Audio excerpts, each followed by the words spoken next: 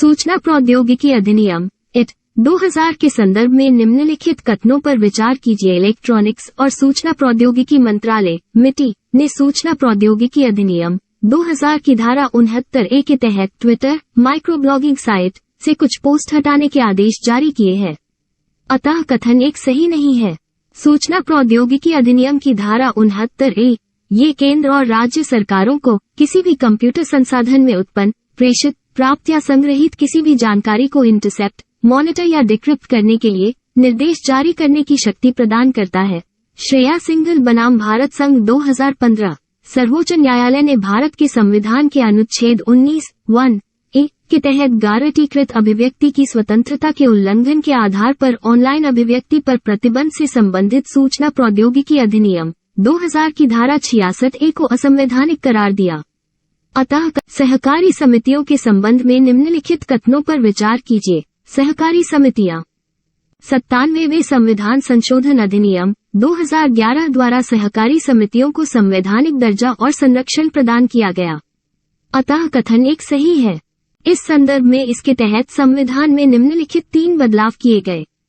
इसने सहकारी समितियों के गठन के अधिकार को मौलिक अधिकार बना दिया। अनुच्छेद 19(1) इसके तहत सहकारी समितियों के संवर्धन को राज्य के नीति निर्देशक सिद्धांतों में शामिल किया। अनुच्छेद 43 भी गया था। इसके तहत संविधान में एक नया भाग IXB जोड़ा गया जिसका शीर्षक है सहकारी समितियां। अनुच्छेद 243ZH से 243ZT। बोर्ड के सदस्यों और उसके पदाधिकारियों की संख्या और कार्यकाल। इस बोर्ड में निदेशकों की संख्या का निर्धारण राज्य विधानमंडल द्वारा किया जाता है, लेकिन सहकारी समिति के निदेशकों की अधिकार प्रजनन प्रौद्योगिकी 8 के संदर्भ में निम्नलिखित कथनों पर विचार कीजिए। उत्तर डी न तो 1 और नहीं 2 ART विनियमन अधिनियम 2021 के प्रावधान। इस अधिनियम के अनुसार आज से तात्पर्य उस विधि से है जिसमें गर्भावस्था के लिए किसी महिला के प्रजनन तंत्र में युग्मकों गैमेट्स को स्थानांतरित किया जाता है। इनमें gestational surrogacy, in vitro fertilization IVF और युग्मक दान, शुक्राणु या अंडे का शामिल है। अतः कथन एक सही नहीं है। अविवाहित और विषमलैंगिक हेटेरोसेक्सुअल जोड़ों का बहिष्कार। यह अधिनियम अविवाहित, तलाकशुदा और विधुर पुरुषों, अविवाहित रूप से सहवास करने वाले विषमलैंगिक जोड़ों, ट्रांस व्यक्तियों और समलैंगिक जोड़ों, चाहे विवाहित या साथ रहने वाले, को आज सेवाओं का लाभ लेने से वंचित करता है। अतः कथन 2 सही नहीं है। सहायक जनसंख्या संभावना 2022 के संदर्भ में निम्नलिखित कथनों पर विचार कीजिए। उत्तर सी यह संयुक्त राष्ट्र की विश्व जनसंख्या संभावना WPP द्वारा 1951 से द्विवार्षिक चक्र में प्रकाशित किया जाता है, न कि वर्ल्ड इकोनॉमिक फोरम द्वारा। अतः कथन एक सही नहीं है। भारत के वर्ष 2023 में दुनिया के सबसे अधिक आबादी वाले देश चीन से आगे निकलने का अनुमान है। अतः कथन 2 सही है। वर्ष 1972 में भारत की विकास दर 2.3% थी, जो अब घटकर 1% से भी कम हो गई है। इस अवधि में प्रत्येक भारतीय महिला के अपने जीवन काल में बच्चों की संख्या लगभग 5.4 से घटकर अब 2.1 से भी कम हो गई है। इसका मतलब ये है कि भारत ने प्रतिस्थापन प्रजनन दर प्राप्त कर ली है, जिस पर एक आबादी अपने आप को एक पीढ़ी से दूसरी पीढ़ी में बदल देती है। अतः कथन न्यायालय SC के फैसले के संबंध में निम्नलिखित कथनों पर विचार कीजिए। शंकरी प्रसाद केस 1951 में सर्वोच्च न्यायालय ने फैसला सुनाया कि अनुच्छेद 13 में कानून शब्द में केवल साधारण कानून शामिल है, न कि संवैधानिक संशोधन अधिनियम संवैधानिक कानून। इसलिए संसद एक संवैधानिक संशोधन अधिनियम बनाकर किसी भी मौलिक अधिकार को संक्षिप्त कर सकती है या छीन सकती है, और ऐसा कानून अनुच्छेद 13 के तहत शून्य नहीं होगा। अतः कथन एक सही है। लेकिन गोलकनाथ मामले 1967 में एक संवैधानिक संशोधन अधिनियम भी अनुच्छेद 13 के अर्थ के अंतर्गत एक कानून है और इसलिए किसी भी मौलिक अधिकार का उल्लंघन करने में सक्षम नहीं है। इसके अलावा अनुच्छेद 13 घोषित करता है कि एक संवैधानिक संशोधन एक कानून नहीं है और इसलिए इसे चुनौती नहीं दी जा सकती है। अतः कथन 2 सही है। हालांकि सर्वोच्च न्यायालय ने केशवानंद भारती मामले एंडोप्लाज्मिक रेटिकुलम और झिल्लीबद्ध ट्यूबों और चादरों का एक बड़ा नेटवर्क है। ये लंबी नलिकाओं या गोल या आयताकार थैलियों वेसिकल्स की तरह दिखाई देती है। झिल्ली प्लाज्मा झिल्ली की संरचना के समान है। दो प्रकार के होते हैं, रफ एंडोप्लाज्मिक रेटिकुलम RER और smooth endoplasmic reticulum SER। RER एक माइक्रोस्कोप के नीचे खुरदरा दिखता है क्योंकि इसकी सतह पर राइबोसोम नामक कण होते हैं। राइबोसोम, जो सभी सक्रिय कोशिकाओं में मौजूद होते हैं, प्रोटीन निर्माण के स्थल होते हैं। निर्मित प्रोटीन को का उपयोग करते हुए आवश्यकता के आधार पर सेल में विभिन्न स्थानों पर भेजा जाता है। SER सेल फंक्शन के लिए महत्वपूर्ण वसा अणुओं या लिपिड के निर्माण में मदद करता है। अतः कथन एक सही नहीं है। इनमें से कुछ प्रोटीन और लिपिड कोशिका झिल्ली के निर्माण में मदद करते हैं। इस प्रक्रिया को झिल्ली जैवजनन के रूप में जाना जाता है। अतः कथन 2 से निम्नलिखित कथनों पर विचार कीजिए। लोक सेवाएं। अनुच्छेद 310 के अनुसार रक्षा सेवाओं, केंद्र की सिविल सेवाओं और अखिल भारतीय सेवाओं के सदस्य या केंद्र के तहत सैन्य पदों या सिविल पदों को धारण करने वाले व्यक्ति राष्ट्रपति के प्रसाद पर्यंत पद धारण करते हैं। अतः कथन एक सही है। इसी तरह किसी राज्य की सिविल सेवाओं के सदस्य या किसी राज्य के तहत सिविल पदों पर आसीन व्यक्ति राज्य के राज्यपाल के प्रसाद पर्यंत पद धारण करते हैं। भर्ती और सेवा शर्तें। अनुच्छेद 309 संसद और राज्य विधानसभाओं को क्रमशः केंद्र और राज्यों के तहत सार्वजनिक सेवाओं और पदों पर नियुक्त व्यक्तियों की भर्ती और सेवा की शर्तों को विनियमित करने का अधिकार देता है। इस प्रावधान के तहत संसद या राज्य विधायिका सत्यनिष्ठा, ईमानदारी, दक्षता, अनुशासन, निष्पक्षता, गोपनीयता, तटस्थता, अनामिता, कर्तव्य के प्रति समर्पण आदि के हितों में लोक सेवकों। सोनपुर मेला। यह एशिया के सबसे बड़े मवेशी मेलों में से एक है। यह मेला गंगा और गंडक नदी के संगम पर बिहार के सोनपुर में आयोजित किया जाता है। यह आमतौर पर नवंबर में कार्तिक पूर्णिमा पर होता है, जिसे हिंदुओं द्वारा शुभ माना जाता है। यह एकमात्र ऐसा मेला है जहां बड़ी संख्या में हाथी बेचे जाते हैं। पुरानी कथाओं के अनुसार चंद्रगुप्त मौर्य इस मेले से हाथी और घोड़े खरीदते थे। अतः कथन एक सही है। चित्र विचित्र मेला। ये गुजरात का सबसे बड़ा आदिवासी मेला जो मुख्य रूप से गरसिया और भील जनजातियों द्वारा मनाया जाता है। इसमें आदिवासी अपनी पारंपरिक वेशभूषा पहनते हैं और स्थानीय आदिवासी संस्कृति का प्रदर्शन करते हैं। होली के बाद अमावस्या पर आदिवासी महिलाएं अपने दिवंगत प्रियजनों हेतु शोक करने के लिए नदी पर जाती हैं। अगले दिन से उत्सव शुरू होता है। इसमें जीवंत नृत्य प्रदर्शन, सर्वश्रेष्ठ ग्रामीण नाटक का एक आंदोलन था, जिसका नेतृत्व बसवन्ना 1106 और 68 नामक एक ब्राह्मण ने किया था, जो कलचुरी शासक के दरबार में मंत्री था। अतः कथन एक सही है। इनके अनुयायी वीर शैव, शिव के वीर या लिंगायत, लिंग धारण करने वाले कहलाए। वे लिंग के रूप में शिव की आराधना करते हैं। इस समुदाय के पुरुष 22 कंध पर चांदी के एक पिटारे में एक लघु लिंग धारण करते थे। लिंगायतों का विश्वास है कि मृत्युपरांत भक्त शिव में लीन हो जाएंगे तथा उनका पुनर्जन्म नहीं होगा। पुनर्जन्म के सिद्धांत पर उन्होंने प्रश्नवाचक चिन्ह लगाया है। इसलिए वे धर्मशास्त्र में बताए गए अंत्येष्टि संस्कार जैसे दाह संस्कार नहीं करते हैं। इसके बजाय वे अपने मृतकों को विधिपूर्वक दफनाते हैं। अतः कथन 2 सही नहीं है। लिंगायतों ने जाति की अवधारणा और कुछ समुदायों के दूषित होने की ब्राह्मणीय अवधारणा का विरोध किया। लिंगायतों ने वयस्क विवाह और विधवा पुनर्विवाह। मुगल काल के दौरान एक किसान को निरूपित करने के लिए प्रायः किस शब्द का प्रयोग किया जाता था? मुगल काल के भारतीय फारसी स्रोतों में किसान के लिए सबसे अधिक प्रयोग होने वाला पद रैयत, बहुवचन रियाया या मुजरियान था। इसके अतिरिक्त किशनो या असमी का भी इस्तेमाल किया जाता था। 17वीं शताब्दी के स्रोतों से 2 तरह के किसानों के बारे में जानकारी प्राप्त होती है, खुदकाश्त और पाही काश्त।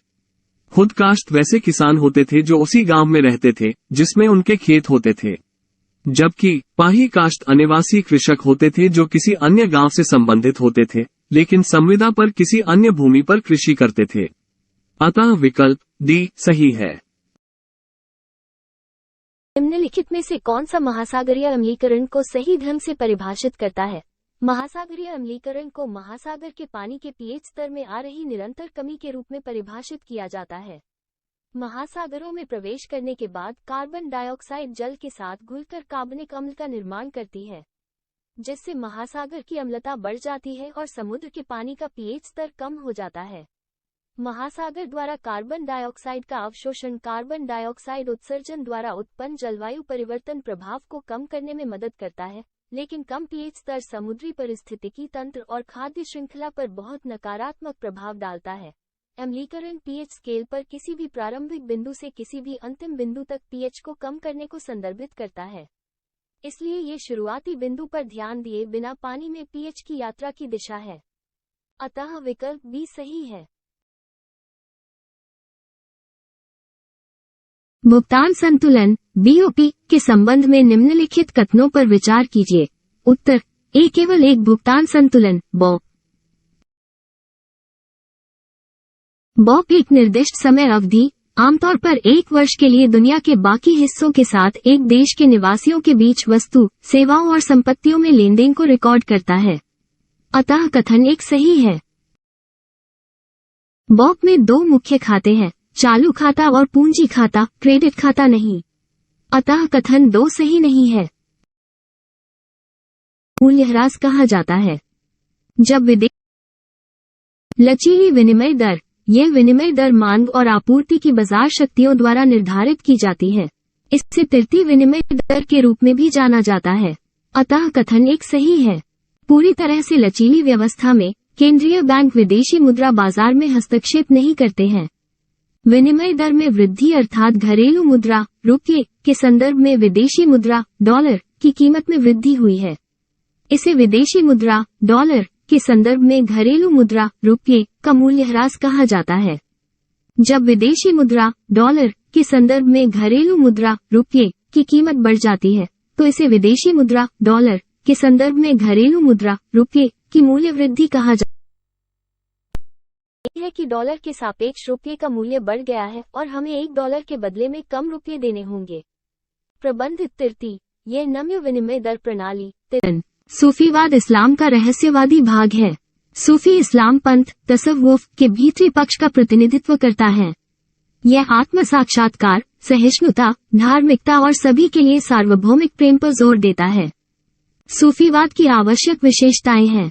फना, ईश्वर के साथ भक्त का आध्यात्मिक विलय, इंसान एक कामिल, सभी अच्छे गुणों से परिपूर्ण मानव, जिक्र तौबा, हर समय ईश्वर का स्मरण, जिक्र वाहदतुल वजूद, पूरे ब्रह्मांड के लिए एक ईश्वर और उसके अस्तित्व की एकता, समा, आध्यात्मिक नृत्य और संगीत। अतः विकल्प सी सही है। सूफी आंदोलन अप्रैल-दिसंबर 2022 में कृषि निर्यात मूल्य अप्रैल-दिसंबर 2021 के दौरान 36.2 बिलियन अमेरिकी डॉलर की तुलना में 7.9% अधिक 39 बिलियन अमेरिकी डॉलर रहा। हालांकि अप्रैल-दिसंबर 2021 के 24.1 बिलियन अमेरिकी डॉलर की तुलना में अप्रैल-दिसंबर 2022 में आयात 15.4% 27.8 बिलियन अमेरिकी डॉलर बढ़ा है। नतीजतन कृषि व्यापार खाते पर अधिशेष में और कमी आई है। भारत के कृषि निर्यात विकास में 2 बड़े योगदानकर्ता चावल और चीनी रहे हैं। अतः कथन एक सही नहीं है। भारत कपास के शुद्ध निर्यातक से शुद्ध आयातक बन गया है। अतः कथन 2 सही है। निम्नलिखित कथनों पर विचार कीजिए। संविधान का भाग 17 अनुच्छेद 343 से 351 आधिकारिक भाषा से संबंधित है। संविधान में विभिन्न राज्यों की राजभाषा को निर्दिष्ट नहीं किया गया है। अतः कथन एक सही नहीं है। इस संबंध में इसमें निम्नलिखित प्रावधान शामिल हैं। किसी राज्य की विधायिका राज्य में उपयोग की जाने वाली किसी एक या अधिक भाषाओं या हिंदी को उस राज्य की आधिकारिक भाषा के रूप में अपना सकती है। जब तक ऐसा नहीं किया जाता है, अंग्रेजी को उस राज्य की आधिकारिक भाषा के रूप में जारी रखा जाएगा। राजभाषा अधिनियम 1963 में कहा गया है कि अंग्रेजी का उपयोग संघ और गैर हिंदी राज्यों अर्थात उन राज्यों के बीच संचार के प्रयोजनों के लिए किया जाना चाहिए जिन्होंने हिंदी को अपनी आधिकारिक भाषा के रूप में नहीं अपनाया है। अतः कथन 2 सही। मार्बर्ग वायरस रोग MVD के संबंध में निम्नलिखित कथनों पर विचार कीजिए। मार्बर्ग वायरस रोग MVD एक दुर्लभ परंतु गंभीर रक्तस्रावी बुखार है जो मनुष्यों और गैर मनुष्यों प्राइमेट्स दोनों को प्रभावित करता है। अतः कथन एक सही नहीं है। इबोला वायरस की 6 प्रजातियां फाइलवायरस परिवार की एकमात्र अन्य ज्ञात सदस्य है। MVD मार्बर्ग वायरस के कारण होता है, जो कि फाइलवायरस परिवार का एक आनुवंशिक रूप से विशिष्ट जूनोटिक RNA वायरस है। अतः कथन 2 सही नहीं है। सिकल सेल रोग के संदर्भ में निम्नलिखित कथनों पर विचार कीजिए। उत्तर C1 और 2 दोनों सिकल सेल रोग में सिकल सेल के आकार की लाल रक्त कोशिकाएं सामान्य लाल रक्त कोशिकाओं की तुलना में अधिक संवेदनशील होती हैं और समय से पहले ही विभाजित और मर जाती हैं। अतः कथन 1 सही है। इसमें हीमोग्लोबिन के अणु असामान्य होते हैं, जिसके कारण लाल रक्त कोशिकाएं सिकल सेल का आकार धारण करती हैं। ये कम ऑक्सीजन प्रवाह और दर्द सहित कई जटिलताओं को जन्म दे सकता है। लाल रक्त कोशिकाएं जो कठोर और सिकल सेल के आकार की होती हैं, वे छोटी रक्त वाहिकाओं में फंस सकती हैं, रक्त के प्रवाह को बाधित कर सकती हैं एवं शरीर के ऊतकों तक ऑक्सीजन के प्रवाह को सीमित कर सकती हैं। अतः कथन 2 सही है। उम्र तक सामुदायिक वन संसाधन अधिकार के संबंध में निम्नलिखित कथनों पर विचार कीजिए। अधिकार समुदाय को वनों के उपयोग के लिए स्वयं और दूसरों के लिए नियम बनाने की अनुमति देते हैं तथा इस तरह फ्रा की धारा 5 के तहत वे अपनी जिम्मेदारियों का निर्वहन करते हैं। अतः कथन 1 सही है। एक बार जब CFRR को किसी समुदाय के लिए मान्यता दी जाती है, तो वन का स्वामित्व वन विभाग के बजाय ग्राम सभा के नियंत्रण में आ जाता है। प्रभावी रूप से ग्राम सभा वनों के प्रबंधन के लिए नोडल निकाय बन जाती है। अतः कथन 2 सही है। छत्तीसगढ़ दूसरा राज्य है जिसने राष्ट्रीय उद्यान यानी कांगेर घाटी राष्ट्रीय उद्यान के अंदर CFRR अधिकारों को मान्यता दी है। वर्ष 2016 में ओडिशा सरकार ने सर्वप्रथम सिमलीपाल राष्ट्रीय उद्यान के अंदर सामुदायिक वन संसाधनों CFR को मान्यता प्रदान की थी। अतः कथन 3 सही नहीं है।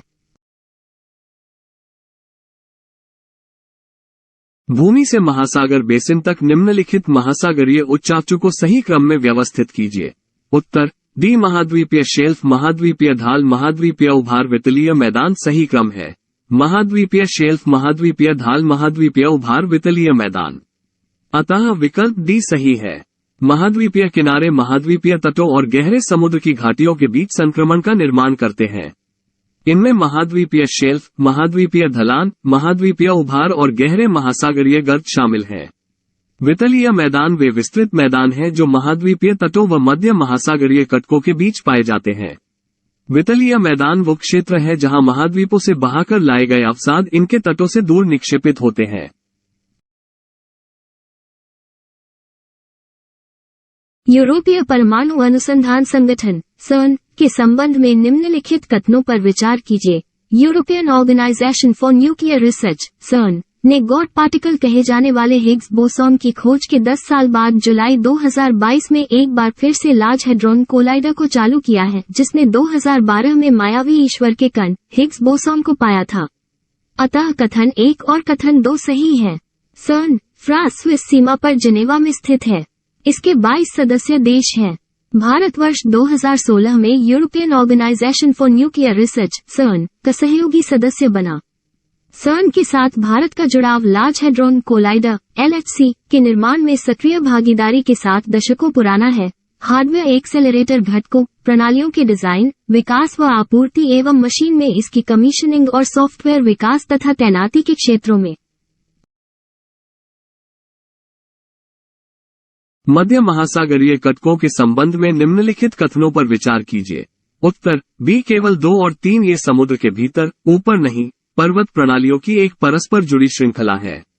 अतः कथन 1 सही नहीं है। ये पृथ्वी की सतह पर सबसे लंबी पर्वत श्रृंखला है, हालांकि यह समुद्र के पानी के नीचे डूबी हुई है। अतः कथन 2 सही है। शिखर पर रिफ्ट प्रणाली तीव्र ज्वालामुखीय गतिविधि का क्षेत्र है। अतः कथन 3 सही है।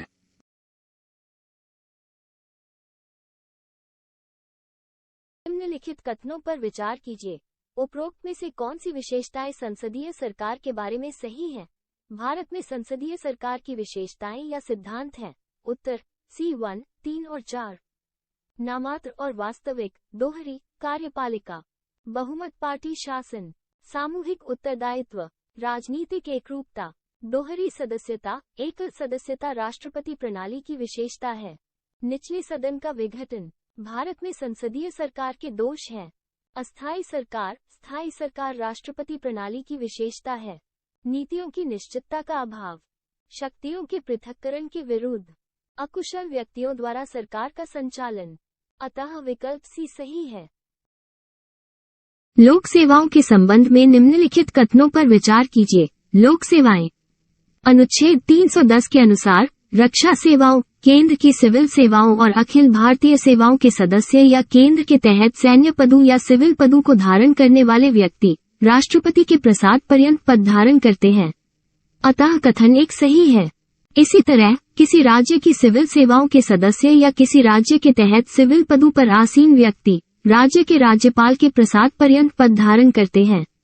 भर्ती और सेवा शर्तें। अनुच्छेद 309 संसद और राज्य विधानसभाओं को क्रमशः केंद्र और राज्यों के तहत सार्वजनिक सेवाओं और पदों पर नियुक्त व्यक्तियों की भर्ती और सेवा की शर्तों को विनियमित करने का अधिकार देता है। इस प्रावधान के तहत संसद या राज्य विधायिका सत्यनिष्ठा, ईमानदारी, दक्षता, अनुशासन, निष्पक्षता, गोपनीयता, तटस्थता, अनामिता, कर्तव्य के प्रति समर्पण आदि के हितों में लोक भारतीय फुटबॉल के विजन दस्तावेज में प्रस्तावित प्रमुख रणनीतियां क्या हैं? उत्तर C1 और 2 दोनों अखिल भारतीय फुटबॉल महासंघ ने विजन 2047 के साथ अपने रणनीतिक रोडमैप का अनावरण किया है और उम्मीद है कि देश की स्वतंत्रता के शताब्दी वर्ष में भारत एशियाई फुटबॉल के क्षेत्र में एक नई शक्ति के रूप में उभरेगा। भारतीय फुटबॉल का विजन 2047 भारतीय फुटबॉल के लिए एक दीर्घकालिक योजना है जिसका उद्देश्य वर्ष 2047 तक इसे दुनिया की शीर्ष 50 रैंक वाली टीम बनाना है, जो भारत की स्वतंत्रता की 100वीं वर्षगांठ का प्रतीक है। अतः कथन 2 सही है। विजन दस्तावेज इस लक्ष्य को प्राप्त करने के लिए कई रणनीतियों का प्रस्ताव करता है, जिनमें शामिल हैं ग्राम ग्रासरूट कार्यक्रम। AIFF का उद्देश्य पूरे भारत में 100 गांवों में 35 मिलियन बच्चों तक पहुंचने के लिए ग्रामीण ग्रासरूट कार्यक्रमों को लागू करना है और इसका लक्ष्य 1 मिलियन पंजीकृत खिलाड़ियों को पंजीकृत करना और 25 मिलियन संदर्भ में निम्नलिखित कथनों पर विचार कीजिए। दुनिया में केवल 2 अलग अलग पांडा प्रजातियां हैं, विशाल जायंट पांडा और red panda. Red panda Sikkim का राज्य पशु भी है, अतः कथन एक सही है। रेड पांडा शर्मीले, एकांत और वृक्ष पर रहने वाले जानवर हैं तथा पारिस्थितिक परिवर्तन के लिए एक संकेतक प्रजाति मानी जाती है। भारत दोनों उप प्रजातियों का घर है। हिमालयन रेड पांडा एलूर्स फुलगेंस, चीनी रेड पांडा एलूर्स स्ट्यानी। अरुणाचल प्रदेश में सियांग नदी 2 फाइटोलेनेटिक प्रजातियों को विभाजित करती है। ये भारत, नेपाल, भूटान और म्यांमार के उत्तरी पहाड़ों तथा दक्षिणी चीन के जंगलों में पाया जाता है। संरक्षण की स्थिति। IUCN रेड लिस्ट लुप्तप्राय, अतः कथन 2 सही नहीं है। साइट्स परिशिष्ट 1, अतः कथन 3 सही है। वन्यजीव संरक्षण अधिनियम 1972 अनुसूची 1। रेड पांडा के संदर्भ। विदेशी पोर्टफोलियो निवेशकों FPI के संदर्भ में निम्नलिखित में से कौन सा कथन सही है? विदेशी पोर्टफोलियो निवेशक वे होते हैं जो अपनी घरेलू सीमा के बाहर के बाजारों में निवेश करते हैं, अतः कथन 3 सही है। FPI के उदाहरणों में stock, bond, mutual fund, exchange traded fund, American depository receipts ADR और ग्लोबल डिपॉजिटरी रिसिप्ट्स GDR शामिल हैं। FPI किसी देश के पूंजी खाते का हिस्सा होता है और इसे भुगतान संतुलन BOP पर दर्शाया जाता है, अतः कथन 1 सही नहीं है। FPI को अक्सर हॉट मनी के रूप में संदर्भित किया जाता है क्योंकि यह अर्थव्यवस्था में किसी भी प्रकार के संकट की स्थिति में सबसे पहले भागने वाले संकेतों की प्रवृत्ति को दर्शाता है। FPI अधिक तरल और अस्थिर होता है, इसलिए यह FDI की तुलना में अधिक जोखिम भरा है, अतः कथन 2 सही नहीं है। मेटावर्स के संदर्भ में निम्नलिखित कथनों पर विचार कीजिए। मेटावर्स कोई नया विचार नहीं है। साइंस फिक्शन लेखक नील स्टीफेंसन ने वर्ष 1992 में इस शब्द को गढ़ा था और यह अवधारणा वीडियो गेम कंपनियों के बीच आम है, अतः कथन 1 सही है। मेटावर्स सामाजिक संपर्क पर केंद्रित इंटरनेट का अगला संस्करण है। इसे एक सिम्युलेटेड डिजिटल वातावरण सिम्युलेटेड डिजिटल एनवायरनमेंट के रूप में परिभाषित किया जा सकता है, जो वास्तविक दुनिया की नकल करते हुए समृद्ध उपयोगकर्ता संपर्क वाले स्थान के सृजन के लिए सोशल मीडिया से प्राप्त सूचनाओं के साथ साथ संवर्धित वास्तविकता और आभासी वास्तविकता VR और ब्लॉकचेन तकनीकी का उपयोग करता है। इसे लगातार विकसित होते पहलुओं वाली एक 3D आभासी दुनिया के रूप में समझा जा सकता है, जिसे इसके उपयोगकर्ता द्वारा सामूहिक रूप से साझा किया जाता है। ये रियल टाइम घटनाओं और ऑनलाइन अवसंरचना से युक्त एक आभासी दुनिया है। अतः कथन 2 सही है।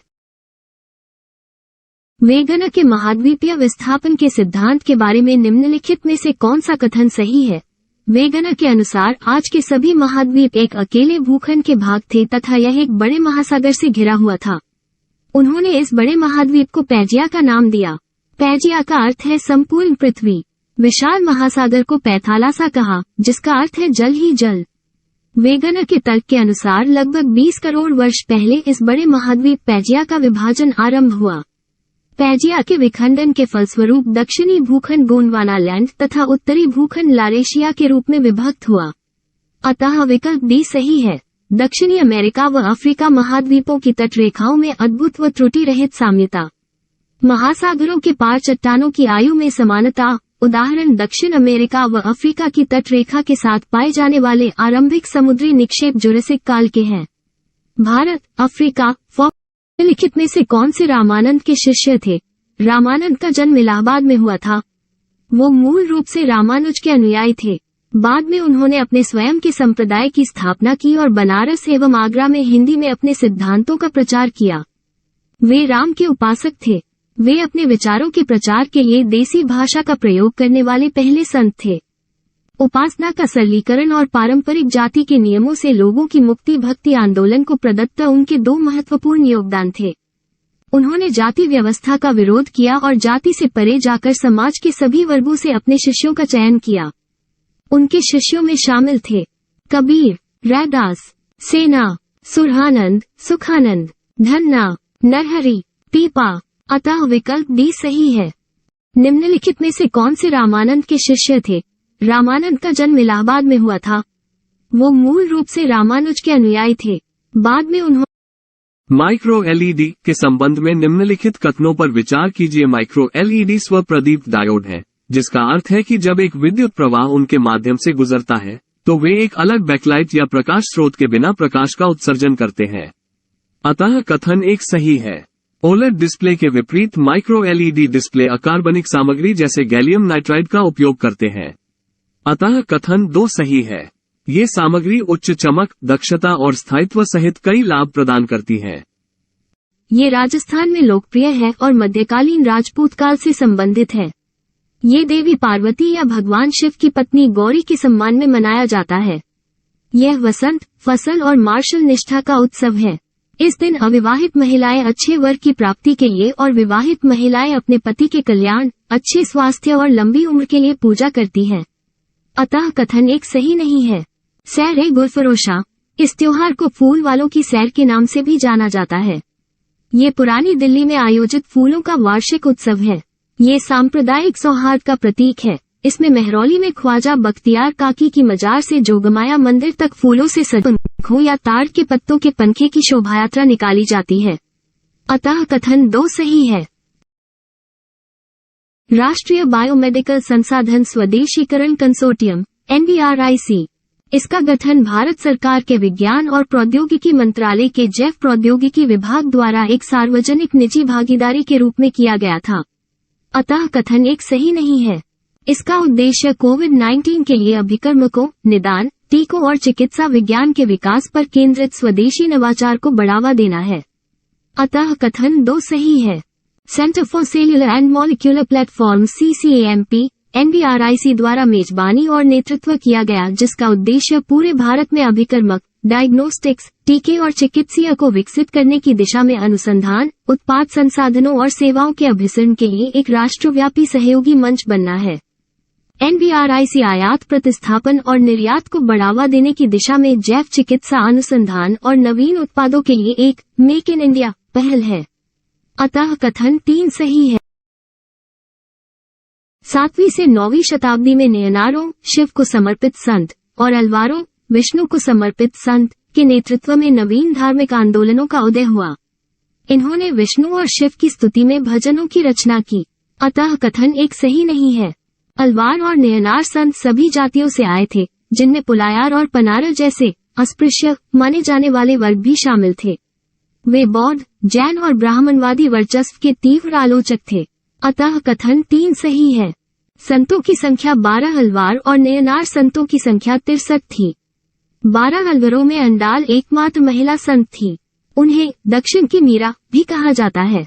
अतः कथन 2 सही है। 7 अहमद शाह अब्दाली के भारत पर आक्रमण करने और पानीपत की तीसरी लड़ाई लड़ने का तात्कालिक कारण क्या था? उत्तर ए, वह मराठों द्वारा लाहौर से अपने वायसराय तैमूर शाह के निष्कासन का बदला लेना चाहता था। वर्ष 1758 में रघुनाथ राव के अधीन मराठा बलों ने पंजाब में प्रवेश किया और अहमद शाह अब्दाली के पुत्र तैमूर को वहां से बाहर निकाल दिया। अब्दाली ने अपने पुत्र को पंजाब का राज्यपाल नियुक्त किया था, जिसे अपदस्थ कर मराठों ने आदीन बेग खान को अपना राज्यपाल नियुक्त कर दिया। मराठों की पंजाब विजय अब्दाली के लिए सीधी चुनौती थी और अब्दाली ने इस चुनौती को स्वीकार कर लिया। परिणामस्वरूप मराठों और अहमद शाह अब्दाली के बीच वर्ष 1761 में पानीपत की तीसरी लड़ाई लड़ी गई। इस युद्ध में अफगानों की जीत हुई और मराठों की अपने शासन के अधीन भारत को एकजुट करने की महत्वाकांक्षा को भी धक्का लगा। अतः विकल्प ए सही है।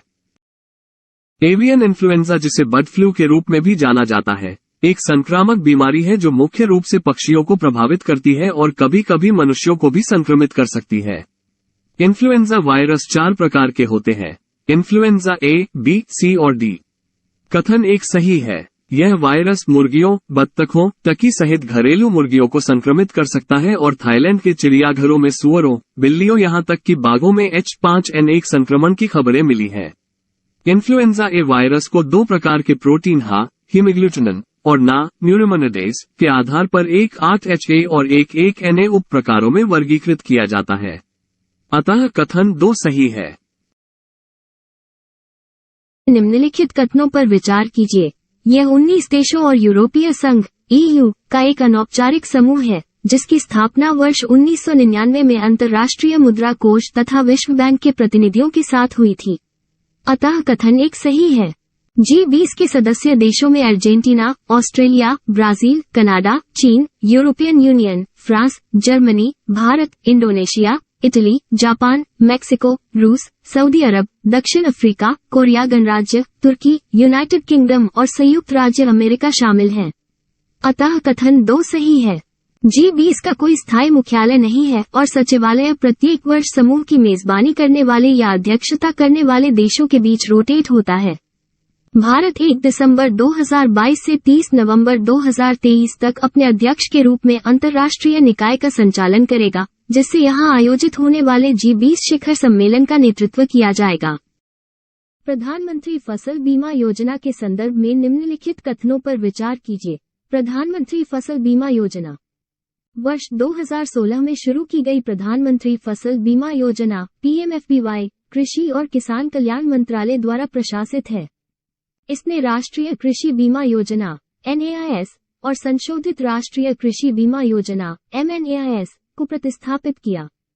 उद्देश्य फसल के खराब होने की स्थिति में एक व्यापक बीमा कवर प्रदान करना ताकि किसानों की आय को स्थिर करने में मदद मिल सके। दायरा वे सभी खाद्य और तिलहनी फसलें तथा वार्षिक वाणिज्यिक बागवानी फसलें जिनके लिए पिछली उपज के आंकड़े उपलब्ध हैं। अतः कथन 1 सही है। प्रीमियम इस योजना के तहत किसानों द्वारा दी जाने वाली निर्धारित बीमा किस्त प्रीमियम खरीफ की सभी फसलों के लिए 2% और सभी रबी फसलों के लिए 1.5% है। वार्षिक वाणिज्यिक तथा बागवानी फसलों के मामले ये तकनीक निम्नलिखित में से किससे संबंधित है? उत्तर ए, ओजोन की माप से। ओजोन की माप कैसे की जाती है? ओजोन की माप हेतु विभिन्न उपकरण और तकनीक मौजूद हैं। उनमें से कुछ डॉप्लर स्पेक्ट्रोफोटोमीटर और फिल्टर ओजोनोमीटर जिसे कहा जाता है तथा निम्बस उपग्रह में कुल 7 ओजोन मैपिंग स्पेक्ट्रोमीटर टॉम्स हैं। उम्हें तकनीक कुल ओजोन प्रचुरता की सबसे आम माप डॉब्स इकाई अग्रणी वायुमंडलीय भौतिक गॉर्डन डॉब्स के नाम पर रखा गया है, जिसमें ओजोन स्तंभ की मोटाई मानक तापमान और दबाव STP पर संपीडित मिली सेंटीमीटर में है।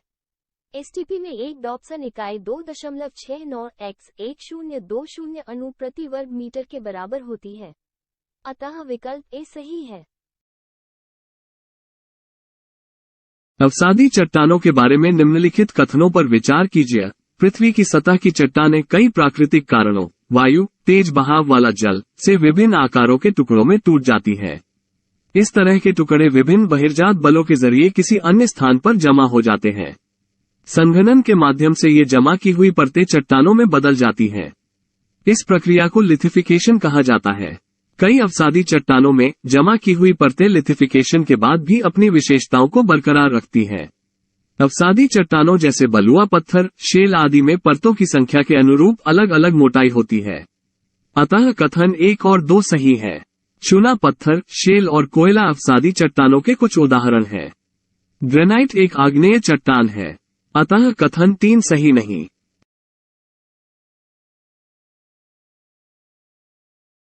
निम्नलिखित में से कौन सा अंटार्कटिक के ऊपर ओजोन की कमी का मुख्य कारण है? अंटार्कटिक में ओजोन क्षरण प्रमुख क्यों है? ओजोन को नष्ट करने वाले पदार्थ समताप मंडल स्ट्रेटोस्फेरिक की ओजोन परत में मौजूद होते हैं, क्योंकि वायुमंडलीय वायु के बहाव की गति के द्वारा उन्हें बड़ी दूर पहुंचाया जाता है। अंटार्कटिक ओजोन परत को ओजोन छिद्र के रूप में जाना जाता है। ये गंभीर कमी विशेष रूप से मौसम संबंधी और रासायनिक स्थितियों के कारण होती है। अंटार्कटिक समताप मंडल में सर्दियों के बहुत कम तापमान के कारण ध्रुवीय समताप मंडल (PSCS) बनते हैं।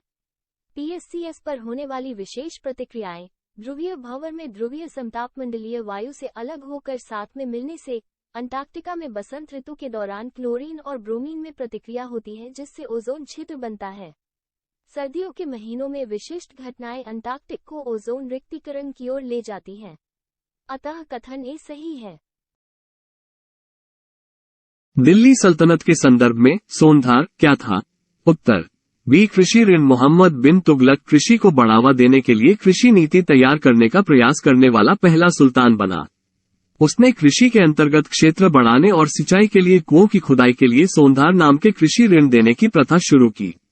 बर्नी का कहना है कि सोनधार के तहत वर्ष 1346-47 तक 70 लाख टन के दिए गए, लेकिन अफीफ के अनुसार सोनधार के रूप में उस समय तक 2 करोड़ टन के दिए गए थे। अतः विकल्प बी सही है। गुणसूत्रों के संबंध में निम्नलिखित कथनों पर विचार कीजिए। केंद्रक में गुणसूत्र होते हैं जो छड़ के आकार की संरचनाओं के रूप में तभी दिखाई देते हैं जब कोशिका विभाजित होने वाली होती है। गुणसूत्र में डीएनए अणुओं के रूप में वंशानुगत लक्षणों की सूचना होती है। गुणसूत्र डीएनए और प्रोटीन से बने होते हैं, अतः कथन 1 सही है। डीएनए अणुओं में कोशिकाओं के निर्माण के लिए आवश्यक जानकारी होती है। डीएनए के कार्यात्मक खंडों को जीन कहा जाता है। विभाजित न होने वाली कोशिका में डीएनए क्रोमेटिन पदार्थ के भाग के रूप में मौजूद होता है। जब भी कोशिका विभाजित होने वाली होती है तो क्रोमेटिन गुणसूत्रों में व्यवस्थित हो जाते हैं। अतः कथन 2 सही है।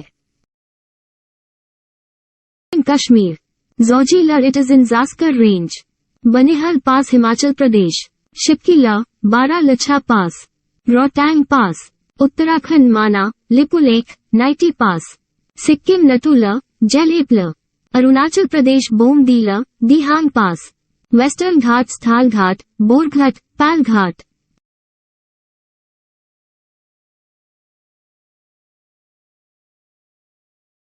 की निर्गुण एवं सगुण धारा के संदर्भ में निम्नलिखित कथनों पर विचार कीजिए। भक्ति के 2 संप्रदाय। ईश्वर की अवधारणा के आधार पर भक्ति संतों को 2 धाराओं संप्रदायों में विभाजित किया गया था। निर्गुण धारा ने ईश्वर को निराकार, गुणों से विहीन, निर्वैयक्तिक रूप में माना। अतः कथन 1 सही है। ये ज्ञान प्राप्त करने पर अधिक ध्यान केंद्रित करते हैं। इन्होंने शास्त्रों को खारिज कर दिया और मूर्ति पूजा के हर रूप की निंदा की। इस संप्रदाय के प्रमुख संत कबीर, गुरु नानक और दादू दयाल थे। अतः कथन 2 सही नहीं है। ये वेदों की सत्ता को स्वीकार करते हैं और भगवान एवं उनके भक्त के बीच मध्यस्थ के रूप में एक गुरु की आवश्यकता को स्वीकार करते हैं। अतः कथन 3 सही है। रामानुज, रामानंद और चैतन्य महाप्रभु इसी धारा से संबंधित थे।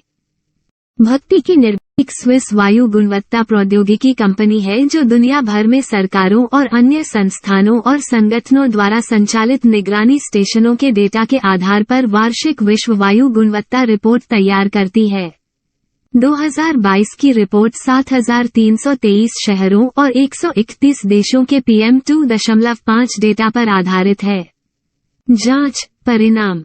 विश्व स्तर पर सबसे प्रदूषित वायु के साथ शीर्ष 10 में 6 भारतीय शहर थे, शीर्ष 20 में 14, शीर्ष 50 में 39 और शीर्ष 100 में 65 थे। भारत में औसतन 8वीं सबसे प्रदूषित हवा थी। सूची में भारत से सबसे अधिक प्रभावित शहर देश के उत्तरी भाग से हैं, विशेष रूप से घनी आबादी वाले भारत गंगा के मैदान, जो पश्चिम में पंजाब से लेकर पूर्व में पश्चिम बंगाल तक फैले हुए हैं। उत्तरी भारत में इतने अधिक प्रदूषण के कारण वायु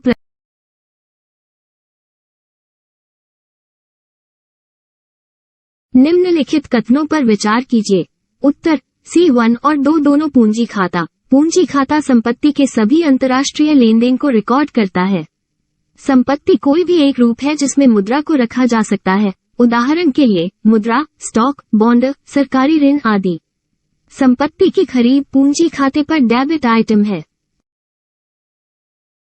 ये मदे हैं प्रत्यक्ष विदेशी निवेश FDI, विदेशी संस्थागत निवेश FII, बाहरी उधारी और सहायता। अतः कथन एक सही है। समायोजित लेनदेनों रेखाओं के नीचे की मदों का निर्धारण अदायगी संतुलन की विषमता द्वारा होता है, अर्थात जब अदायगी संतुलन में घाटा हो अथवा अधिक्य हो। अन्य शब्दों में ये स्वायत्त लेनदेनों के निवल परिणामों द्वारा निर्धारित होते हैं। क्योंकि आधिकारिक कोष लेनदेन बॉब की विषमता को पाटने के लिए किए जाते हैं। के मुक्ति संग्राम के संदर्भ में निम्नलिखित कथनों पर विचार कीजिए।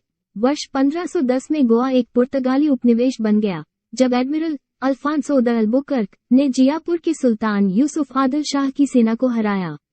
अतः कथन एक सही नहीं है। वर्ष 1961 में पुर्तगालियों के साथ राजनयिक प्रयासों की विफलता के बाद भारत सरकार द्वारा ऑपरेशन विजय चलाकर 19 दिसंबर को दमन और दीव तथा गोवा को भारतीय मुख्य भूमि के साथ मिला लिया गया। अतः कथन 2 सही है। इसने गोवा में 451 वर्षों के पुर्तगाली विदेशी प्रांतीय शासन का अंत कर दिया। बॉलगार्ड आई और बोलगार्ड 2 प्रौद्योगिकियों का उल्लेख किया जाता है। उत्तर बी बॉलगार्ड IBT कॉटन एकल जीन टेक्नोलॉजी ऐसी पहली बायोटेक फसल टेक्नोलॉजी है जिसे वर्ष 2002 में भारत में व्यावसायीकरण हेतु मंजूरी दी गई थी। इसके बाद वर्ष 2006 के मध्य में genetic engineering approval committee biotech फसलों के लिए भारतीय नियामक निकाय द्वारा बॉलगार्ड 2 डबल जीन टेक्नोलॉजी को मंजूरी दी गई थी। बॉलगार्ड आई कपास एक कीट प्रतिरोधी ट्रांसजेनिक फसल है जिसे बॉलवर्म से बचाव हेतु विकसित किया गया है। इसे बेसिलस thuringiensis नामक जीवाणु की सहायता से कपास के जीनोम को आनुवंशिक रूप से परिवर्तित कर बनाया गया था। बॉलगार्ड 2 तकनीक में बेहतर डबल जीन तकनीक CRY1-ACK और CRY2A फ्लैट को अपनाया गया है, जिसमें बॉलवर्म और स्पोडोप्टेरा कैटरपिलर से सुरक्षा प्रदान होती है, जिससे अधिकतम उपज, कीट प्रतिरोध के साथ कीटनाशक की लागत में कमी आती है। बॉलगार्ड आई और बॉलगार्ड 2 कीट प्रतिरोधी कपास को पर्यावरण के अनुकूल कीट नियंत्रण कपास के रूप में विश्व भर में उत्पादित किया जाता है। निकल मिश्र धातु कोटिंग्स के संदर्भ में निम्नलिखित कथनों पर विचार कीजिए। उत्तर बी केवल 2 इलेक्ट्रोलेस निकल प्लेटिंग एक प्रक्रिया है जिसमें विद्युत प्रवाह के उपयोग के बिना एक सबस्ट्रेट पर निकल मिश्र धातु कोटिंग की जाती है। अतः कथन एक सही नहीं है। एक निकिल क्रोमियम मिश्र धातु जिसे इंकुनेल कहा जाता है में जंग और उच्च तापमान के लिए उच्च प्रतिरोधक क्षमता होती है। अतः कथन 2 सही है। निकल मिश्र धातु को निम्नलिखित में से किस जल निकाय में जल में अधिकतम घुलित ऑक्सीजन है? सतह के पानी में घुलित ऑक्सीजन की सांद्रता तापमान से प्रभावित होती है और इसमें मौसमी और दैनिक चक्र दोनों होते हैं। ठंडा पानी गर्म पानी की तुलना में अधिक घुलित ऑक्सीजन धारण कर सकता है। सर्दियों और शुरुआती बसंत में जब पानी का तापमान कम होता है तो घुलित ऑक्सीजन की मात्रा अधिक होती है। गर्मियों और पतझड़ में जब पानी का तापमान अधिक होता है तो घुलित ऑक्सीजन की मात्रा अक्सर कम होती है। इसलिए ऊपर दिए गए जल निकायों में पेंगुइन तसों का ऊंचाई कारक के कारण न्यूनतम तापमान है। अतः विकल्प बी सही है। निम्न नव भारत साक्षरता कार्यक्रम के संदर्भ में निम्नलिखित कथनों पर विचार कीजिए। हाल ही में सरकार ने राष्ट्रीय शिक्षा नीति 2020 और 2021-22 की बजट घोषणाओं के अनुरूप प्रौढ़ शिक्षा के सभी पहलुओं को कवर करने हेतु वर्ष 2022-2027 की अवधि के लिए नव भारत साक्षरता कार्यक्रम को मंजूरी दी है। अतः कथन 1 और 2 सही है। नव भारत साक्षरता कार्यक्रम का उद्देश्य इस कार्यक्रम का उद्देश्य न केवल आधारभूत साक्षरता और अंकगणित की शिक्षा प्रदान करना है, बल्कि उन अन्य घटकों को भी शामिल करना है जो 21वीं सदी के नागरिकों के लिए आवश्यक हैं। अतः कथन 3 सही नहीं है। महत्वपूर्ण जीवन कौशल, वित्तीय साक्षरता, डिजिटल साक्षरता, वाणिज्यिक कौशल, स्वास्थ्य देखभाल और जागरूकता, बाल देखभाल एवं शिक्षा तथा परिवार कल्याण आदि। व्यावसायिक कौशल विकास, स्थानीय रोजगार प्राप्त करने की दृष्टि से बुनियादी शिक्षा। एपिलेप्सी, मिर्गी, एक केंद्रीय तंत्रिका तंत्र संबंधी विकार है। इसमें मस्तिष्क की गतिविधि असामान्य हो जाती है, जिससे दौरे या असामान्य व्यवहार, संवेदनाएं और कभी कभी अभिज्ञता संबंधी हानि होती है। अतः कथन एक सही है। भारत में लगभग 60 लाख लोग मिर्गी से ग्रसित हैं। कोई भी व्यक्ति मिर्गी रोग से ग्रस्त हो सकता है, लेकिन ये छोटे बच्चों और बड़े वयस्कों में अधिक आम है। यह महिलाओं की तुलना में पुरुषों में थोड़ा अधिक देखा गया है। अतः कथन 2 सही नहीं है। इलाज, मिर्गी का कोई इलाज नहीं है, लेकिन इस विकार को दवाओं और अन्य रणनीतियों द्वारा नियंत्रित किया जा सकता है। डुओक तकनीक के संदर्भ में निम्नलिखित कथनों पर विचार कीजिए। डुओक तकनीक उष्णकटिबंधीय चक्रवात के विकास और क्षय के अवधारणा मॉडल पर आधारित एक क्लाउड पैटर्न रिकग्निशन तकनीक (CPRT) है। अतः कथन एक सही है। इसे पहली बार 1969 में विकसित किया गया था और उत्तर पश्चिमी प्रशांत महासागर में तूफानों को देखने के लिए इसका परीक्षण किया गया था। इस पद्धति में ध्रुवीय परिक्रमा करने वाले उपग्रहों से प्राप्त उपलब्ध उपग्रह छवियों का उपयोग आगे बढ़ रहे उष्णकटिबंधीय चक्रवातों की विशेषताओं की जांच के लिए किया जाता है। अतः कथन 2 सही है। दिन के समय दृश्य स्पेक्ट्रम में छवियों का उपयोग किया जाता है, जबकि रात में समुद्र को अवरक्त छवियों का उपयोग करके देखा जाता है। उपग्रह से प्राप्त छवियों के अनुसार ये तकनीक पूर्वानुमानकर्ताओं को तूफान की देखी गई संरचना से एक प्रतिरूप की पहचान करने, उसके केंद्र का पता लगाने और तूफान की तीव्रता का अनुमान लगाने में मदद करती है। अकबर के शासन के संदर्भ में निम्नलिखित कथनों में से कौन सा से सही है? 1564 में अकबर ने जजिया को समाप्त कर दिया था, जिसे कभी कभी गैर मुस्लिमों को अपमानित करने के लिए उलेमा द्वारा इस्तेमाल किया जाता था। इससे पहले उसने तीर्थयात्री कर और युद्ध कैदियों के जबरन धर्म परिवर्तन की प्रथा को समाप्त कर दिया था। उसने राजपूतों के प्रति भी व्यापक धार्मिक उदारता की नीति का पालन किया। इक्ता प्रणाली कृषि कर की एक प्रथा थी, जिसे इल्तुतमिश ने दिल्ली सल्तनत में शुरू किया था। अतः कथन 1 और 3 सही है, जबकि कथन 2 सही नहीं है। यूकैरियोटिक कोशिकाओं में दोहरी झिल्ली के आवरण, केंद्रक आवरण, न्यूक्लियर एनवेलप से घिरा सुस्पष्ट केंद्रक पाया जाता है, जिसमें डीएनए व हिस्टोन प्रोटीन के संयुक्त होने से बनी क्रोमेटिन तथा इसके अलावा केंद्रक, न्यूक्लियोलस होते हैं। एक प्रोकैरियोटिक कोशिका का न्यूक्लियोइड क्षेत्र परिभाषित नहीं है, क्योंकि यह एक परमाणु झिल्ली से घिरा हुआ नहीं है और इसे न्यूक्लियोइड कहा जाता है। दूसरी ओर, एक यूकैरियोटिक कोशिका में एक परमाणु झिल्ली से घिरा एक परिभाषित परमाणु न्यूक्लियोइड होता है। अतः कथन 1 सही नहीं है, किंतु कथन 2 सही है। झिल्ली युक्त कोशिका अंग प्रोकैरियोटिक कोशिकाओं में अनुपस्थित होते हैं, लेकिन यूकैरियोटिक कोशिकाओं के कोशिका अंग झिल्ली युक्त होते हैं। विषाणुओं में किसी प्रकार की झिल्लियों की कमी होती है और इसलिए वे तब तक जीवन के लक्षण नहीं दिखाते जब तक कि वे एक सजीव शरीर में प्रवेश नहीं कर लेते हैं और इसकी कोशिका मशीनरी का उपयोग अपनी संख्या बढ़ाने के लिए नहीं करते हैं। अतः कथन 3 सही है। निम्नलिखित में से कौन सा कथन क्लाइमेट फोर्सिंग नामक शब्द का सही वर्णन करता है? क्लाइमेट फोर्सिंग, जलवायु फोर्सिंग जलवायु प्रणाली के कारक हैं जो जलवायु प्रणाली पर प्रभाव को बढ़ाते या घटाते हैं। अतः विकल्प सी सही है। अत्यधिक ग्रीनहाउस गैसों जैसे सकारात्मक बल पृथ्वी को गर्म करते हैं, जबकि नकारात्मक बल जैसे अधिकांश एरोसोल और ज्वालामुखी विस्फोट के प्रभाव वास्तव में पृथ्वी को ठंडा करते हैं। वायुमंडलीय एरोसोल में ज्वालामुखीय धूल, जीवाश्म ईंधन के दहन से कालिक, जलते जंगलों के कण और खनिज धूल शामिल है। डार्क कार्बन युक्त कण जैसे डीजल इंजन से निकलने वाली कालिक सूर्य के प्रकाश को अवशोषित करती है और वातावरण को गर्म करती है। ज्वालामुखी विस्फोट के दौरान स्वाभाविक रूप से बनने वाले एरोसोल वातावरण को ठंडा करते हैं। बड़े ज्वालामुखीय विस्फोट वातावरण में 1 वर्ष या उससे अधिक के लिए तापमान कम करने हेतु वातावरण में पर्याप्त राख निकाल सकते हैं, जब तक कि पर्यावरण के लिए जीवन शैली लाइफ पहल के संबंध में निम्नलिखित कथनों पर विचार कीजिए। लाइफ का विचार भारत द्वारा वर्ष 2021 में ग्लासगो में 26वें संयुक्त राष्ट्र जलवायु परिवर्तन सम्मेलन COP26 के दौरान पेश किया गया था। अतः कथन 1 सही नहीं है। यह विचार पर्यावरण के प्रति जागरूक जीवनशैली को बढ़ावा देता है, जो विवेकहीन और व्यर्थ खपत के बजाय सावधानी के साथ और सुविचारित उपयोग पर केंद्रित है। अतः कथन 2 सही है।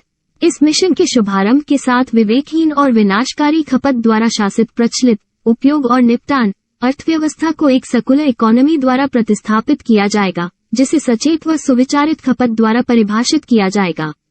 मिशन की योजना व्यक्तियों का एक वैश्विक नेटवर्क बनाने और उसका पोषण करने की है, जिसका नाम प्रो प्लैनेट पीपल P3 है। P3 के पर्यावरण के अनुकूल जीवन शैली को अपनाने और बढ़ावा देने के लिए एक इकाई की कीमत है। संदर्भ में विदेशी मुद्रा की एक इकाई की कीमत है। अतः कथन 2 सही है। वास्तविक विनिमय दर घरेलू वस्तुओं के संदर्भ में विदेशी वस्तुओं की सापेक्ष कीमत है। ये घरेलू मूल्य स्तर से विभाजित विदेशी मूल्य स्तर के नामात्र विनिमय दर गुणा के बराबर है। यह अंतर्राष्ट्रीय व्यापार में किसी देश की अंतर्राष्ट्रीय प्रतिस्पर्धात्मकता को मापता है। जब वास्तविक विनिमय दर 1 के बराबर होती है, तो दोनों देशों को क्रय शक्ति समता कहा जाता है। इसका मतलब ये है कि समान मुद्रा में मापे जाने पर दोनों देशों में वस्तुओं की लागत समान होती है। यदि वास्तविक विनिमय 1 से अधिक हो जाता है, तो इसका अर्थ है कि विदेशों में वस्तुएं घरेलू वस्तुओं की तुलना में अधिक महंगी हो गई हैं।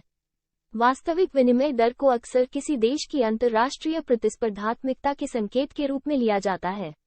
अतः कथन 1 सही नहीं है। नामात्र विनिमय दर घरेलू मुद्रा के संदर्भ में विदेशी मुद्रा। क्वासी क्रिस्टल के बारे में निम्नलिखित कथनों पर विचार कीजिए। क्वासी क्रिस्टल आकर्षक पदार्थ है जो कि विशेषताओं का एक अनूठा संयोजन है। ये प्राकृतिक दुनिया में वैविध्य की शक्ति और सौंदर्य का प्रतीक है।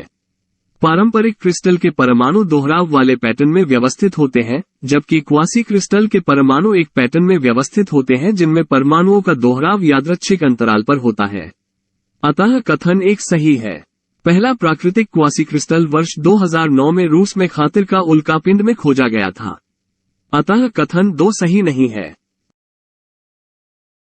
पृथ्वी मिसाइल के संदर्भ में निम्नलिखित कथनों पर विचार कीजिए। उत्तर D1, 2 और 3 पृथ्वी मिसाइल प्रणाली में सतह से सतह पर मार करने वाली कम दूरी की विभिन्न सामरिक बैलिस्टिक मिसाइल SRBM शामिल हैं। इसका विकास वर्ष 1983 में शुरू हुआ और यह भारत की पहली स्वदेशी बैलिस्टिक मिसाइल थी। अतः कथन 1 सही है। इसका पहला परीक्षण वर्ष 1988 में श्रीहरिकोटा शाह सेंटर से किया गया था। इसकी रेंज 150-300 किलोमीटर है। यह मिसाइल युद्ध क्षेत्र हेतु सामरिक परमाणु हथियार के रूप में डिजाइन की गई है, जो परमाणु हथियार ले जाने में सक्षम है। पृथ्वी आई मिसाइल वर्ष 1994 से भारतीय सेना में सेवारत है। कथित तौर पर प्रहार मिसाइलों को पृथ्वी आई मिसाइलों द्वारा प्रतिस्थापित जा रहा है। अतः कथन 2 सही है। पृथ्वी 2 मिसाइलें वर्ष 1996 से सेवा में हैं। जब मिसाइल को वर्ष 2003 में पहली बार भारत के सामरिक बल कमांड में शामिल किया गया था। यह IGMDP के तहत विकसित अनुच्छेद राष्ट्रपति को किसी दिए गए राज्य की आधिकारिक भाषा के रूप में एक भाषा को मान्यता देने की शक्ति देता है। अनुच्छेद 345 किसी राज्य का विधानमंडल विधि द्वारा राज्य में प्रयुक्त किसी एक या अधिक भाषाओं या हिंदी को उस राज्य के सभी या किन्हीं शासकीय प्रयोजनों के लिए प्रयोग की जाने वाली भाषा के रूप में अपना सकेगा। अनुच्छेद 346 संघ में शासकीय प्रयोजनों के लिए प्रयोग हेतु अधिकृत भाषा एक राज्य और दूसरे राज्य तथा राज्य एवं संघ के बीच संचार के लिए राजभाषा होगी। अनुच्छेद 347 ये राष्ट्रपति को राज्य की आधिकारिक भाषा के रूप में किसी भाषा को मान्यता देने की शक्ति देता है, बशर्ते कि राष्ट्रपति संतुष्ट हो कि उस राज्य का एक बड़ा हिस्सा चाहता है कि भाषा को मान्यता दी जाए। ऐसी मान्यता राज्य के एक हिस्से या पूरे राज्य के लिए हो सकती है। अनुच्छेद 350 ए प्राथमिक स्तर पर मातृभाषा में शिक्षा की सुविधा। अनुच्छेद 350 बी ये भाषा। निम्नलिखित में से कौन सा से कथन सही है? उत्तर बी केवल 2 हृदय रोग जैसे दिल का दौरा और स्ट्रोक, कैंसर, सांस की पुरानी बीमारियां जैसे क्रॉनिक ऑब्स्ट्रक्टिव पल्मोनरी डिजीज एवं अस्थमा और मधुमेह आदि गैर संक्रामक रोग हैं। अतः कथन 1 सही नहीं है। गैर संक्रामक रोगों को दीर्घकालिक बीमारियों के रूप में भी जाना जाता है क्योंकि ये लंबे समय तक बने रहते हैं तथा आमतौर पर ये रोग आनुवंशिक, शारीरिक, पर्यावरण और जीवन शैली जैसे कारकों के संयोजन का परिणाम होते हैं। राष्ट्रीय स्वास्थ्य मिशन NHM के तहत कैंसर, मधुमेह, हृदय रोग और स्ट्रोक NPCDCS की रोकथाम एवं नियंत्रण के लिए राष्ट्रीय कार्यक्रम लागू किया जा रहा है। अतः कथन 2 सही है। खेती के संदर्भ में निम्नलिखित कथनों पर विचार कीजिए। इसे रसायन मुक्त कृषि, केमिकल फ्री फार्मिंग, और पशुधन आधारित लाइवस्टॉक बेस्ड के रूप में परिभाषित किया जा सकता है। उत्तर पूर्व भारत में परंपरागत रूप से जैविक कृषि की जाती रही है और रसायनों की खपत देश के बाकी हिस्सों की तुलना में बहुत कम है। सिक्किम दुनिया का पहला राज्य है जो पूरी तरह से जैविक राज्य बन गया है। अतः कथन एक सही नहीं है। प्राकृतिक खेती सतत विकास लक्ष्य 2 के साथ तालमेल बिठाती है, जिसका लक्ष्य भूख को खत्म करना, खाद्य सुरक्षा हासिल करना और पोषण में सुधार करना तथा टिकाऊ कृषि को बढ़ावा देना है। अतः कथन 2 सही नहीं है। सहभागी गारंटी प्रणाली (पीजीएस) प्राकृतिक खेती द्वारा उत्पादित जैविक उत्पादों को प्रमाणित करने की प्रक्रिया है, जो ये सुनिश्चित करती है कि उनका उत्पादन निर्धारित गुणवत्ता मानकों के अनुसार हो। प्रमाणीकरण प्रलेखित लोगो या बयान के रूप में है। चावल का प्रत्यक्ष बीजारोपण (डीएसआर), चावल का प्रत्यक्ष बीजारोपण (डीएसआर), जिसे बीज बिखेरना तकनीक ब्रॉडकास्टिंग सीड टेक्निक के रूप में भी जाना जाता है, धान की बुवाई की एक जल बचत विधि है। अतः कथन एक सही है। इस विधि में बीजों की सीधे खेतों में बुवाई की जाती है। नर्सरी से जलभराव वाले खेतों में धान की रोपाई की पारंपरिक जल गहन विधि के विपरीत यह विधि भूजल की बचत करती है। अतः कथन 2 सही नहीं है। ये भूजल पुनर्भरण के लिए मार्ग प्रदान करता है क्योंकि यह मृदा की परत के नीचे कठोर परत के विकास को रोकता है, जैसा कि पोखर प्रत्यारोपण विधि में होता है। ये पोखर प्रतिरोपित फसल की तुलना में 7-10 दिन पहले पक जाती है, इसलिए धान की पराली के प्रबंधन के लिए अधिक समय मिल जाता है। अतः कथन 3 सही नहीं है। ऑपरेशन मेघ चक्र के संबंध में निम्नलिखित कथनों पर विचार कीजिए। उत्तर ए केवल एक ऑपरेशन जिसका कोड नाम मेघ चक्र है, न्यूजीलैंड के अधिकारियों से प्राप्त जानकारी के आधार पर इंटरपोल की सिंगापुर विशेष इकाई से प्राप्त जानकारी के बाद चलाया जा रहा है। ये बाल यौन शोषण सामग्री (CSAM) के प्रसार और उसे साझा करने के खिलाफ एक अखिल भारतीय अभियान है। अतः कथन एक सही है। इसका संचालन केंद्रीय जांच ब्यूरो (CBI) कर रहा है। ये त्योहार पूरे मणिपुर राज्य में मनाया जाता है क्योंकि यह मणिपुरी जनजातियों के अनुसार नववर्ष है। चेहराओबा उत्सव से जुड़ी एक अनोखी परंपरा यह है कि इस दिन लोग एक व्यक्ति को चाहताबा के रूप में चुनते हैं जो समुदाय के सभी अच्छे और बुरे भाग्य के लिए जिम्मेदार होता है और उसका नाम उस विशेष वर्ष हेतु निर्धारित किया जाता है। इस त्योहार से जुड़ी एक और अनोखी परंपरा यह है कि ज्यादातर लोग इस दिन निकटतम पहाड़ी पर चढ़ते हैं क्योंकि उनका मानना है कि इससे उन्हें अपने सांसारिक जीवन में अधिक ऊंचाइयों तक पहुंचने में मदद मिलेगी। अतः कथन एक सही है। वनगाला महोत्सव प्रभावशाली गारो जनजाति मुख्य रूप से मेघालय में वांगला त्योहार मनाती है। ये त्योहार सर्दियों की शुरुआत का संकेत देता है और कटाई के बाद के मौसम के लिए मनाया जाता है। यह उत्सव गारो हिल्स में तुरा के पास आसनंग में आयोजित किया जाता है। यह आमतौर पर प्रत्येक वर्ष नवंबर के दूसरे सप्ताह में होता है। ये त्योहार स्थानीय देव सल्तनत की कर संरचना के संदर्भ में निम्नलिखित कथनों में से कौन सा से सही है? जैसे जैसे दिल्ली के सुल्तानों ने शहरों के आंतरिक क्षेत्रों को अपने नियंत्रण में लिया, उन्होंने सामंत अभिजात जैसे जमींदारों के सामंतों और अमीर जमींदारों को अपनी अधीनस्थता स्वीकार करने के लिए विवश किया। अलाउद्दीन खिलजी शासन में भू राजस्व का आकलन और संग्रह राज्य ने अपने नियंत्रण में ले लिया। करारोपण के लिए स्थानीय सामंतों के अधिकार रद्द कर दिए गए और उन्हें करों का भुगतान करने के लिए भी मजबूर किया गया। अतः कथन एक सही है। सुल्तान के प्रशासन ने जमीन को मापा और सावधानीपूर्वक उनका विवरण रखा। कुछ पुराने सामंतों और जमींदारों ने सल्तनत के राजस्व संग्रहणकर्ताओं और मूल्यांकनकर्ताओं के रूप में सेवा की। 3 प्रकार के कर लगाए जाते थे। -1 खेती पर लगने वाले कर को खराज कहा जाता था, जिसकी मात्रा किसानों के उत्पाद का लगभग 50% थी। 2 मवेशियों पर कर और 3 गृह कर। एडिपोज टिश्यू बैट मनुष्यों और अन्य स्तनधारियों के 2 प्रकार के वसा में से एक होता है। इसका मुख्य कार्य भोजन को ऊष्मा में परिवर्तित करना होता है। इसे कभी कभी अच्छा वसा भी कहा जाता है। नवजात शिशुओं और हाइबरनेटिंग स्तनधारियों में ब्राउन फैट का उच्च स्तर होता है। ब्राउन एडिपोज टिश्यू तेजी से ऊष्मा उत्पन्न करने के साथ मैक्रोन्यूट्रिएंट्स का अपचयन करता है। अतः कथन एक सही है। कॉफी का हमारे ब्राउन फैट के कार्य पर सीधा प्रभाव पड़ सकता है। इससे मोटापा की समस्या का समाधान हो सकता है। नवीनतम शोध के अनुसार कॉफी का सेवन करने के बाद ब्राउन एडिपोज टिश्यू की गतिविधि में वृद्धि होती है, जिससे संकेत मिलता है कि कैफीन के सेवन से वजन घटाने में सहायता मिल सकती है। अतः कथन 2 सही है। नवजात शिशुओं और हाइबरनेटिंग स्तनधारियों में ब्राउन फैट का उच्च स्तर हो। भारतीय प्रौद्योगिकी संस्थान मद्रास के शोधकर्ताओं ने ओरिगामी मेटामटेरियल्स नामक एक नई सामग्री विकसित की है, जिसके कई महत्वपूर्ण उपयोग हो सकते हैं। इसमें पेपर फोल्डिंग ओरिगामी की जापानी कला का उपयोग किया जाता है और वांछित गुण प्राप्त करने हेतु इसे मोड़ा जाता है। अतः कथन 2 सही है। शोधकर्ताओं ने ओरिगामी मेटामटेरियल्स की एक विशेष श्रेणी विकसित की है, जो तनाव की स्थिति में भी पॉइसन अनुपात का निरंतर मूल्य प्रदर्शित करती है। अतः कथन 3 सही है। मेटामटेरियल्स स्मार्ट सामग्री होती है जिसमें गुणों की एक विस्तृत श्रृंखला पाई जाती है और वे एक दूसरे से इतने भिन्न हो सकते हैं कि उनकी कोई निश्चित परिभाषा नहीं है।